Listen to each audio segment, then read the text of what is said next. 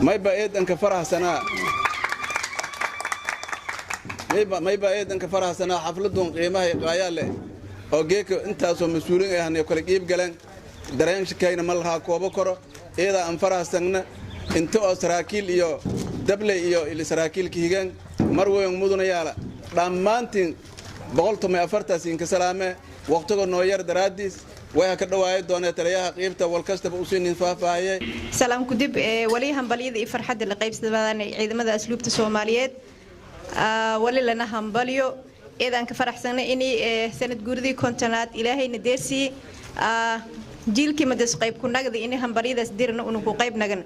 لما ولي أنتم سلامان لما عيد ماذا قلب كثير الصومالي ميرول بيو كسوينين ولي كلا أنتم سلامان لما ميل الرأي شعب وينها الصوماليا ولي لنا هم بليو ولي إلهي نبدني درسي سنة جوردي كونتنات عيد ماذا قلب كثير قاسة ميل الرأي عيد ماذا أسلوب الصوماليات way baatina ciidamada Soomaaliyeed ku madaxta asluubta laakiin wal kale la jara way la jare walba wal halay la siinsheene walba meeray dhabaad suuba la siinsheene hadii walaasan haytaan hadal hayna may baa magaalada meelshal marfad malaki wal dil leen meel kaay leen hayna ki wal aase meel kaay lahayna ki tuga meel kaay leen lahayna may la ray meel mar lahay malay asu meel la jeeday dhaqan toosiska loo 57 dan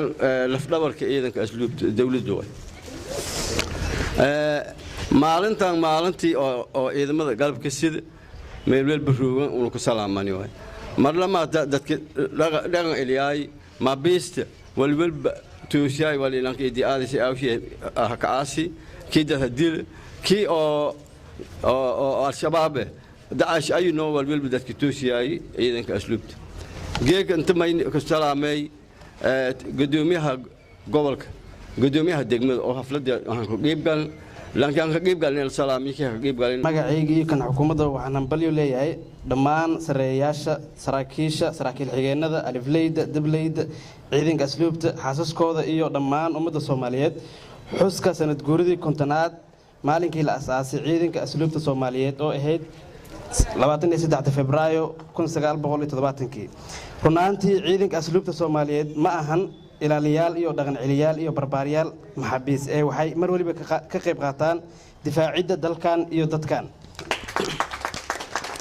waxa kale oo ka qayb qaataan dib u dhiska dalka sida xarumaha dawladda iyo xarumaha danta guud ah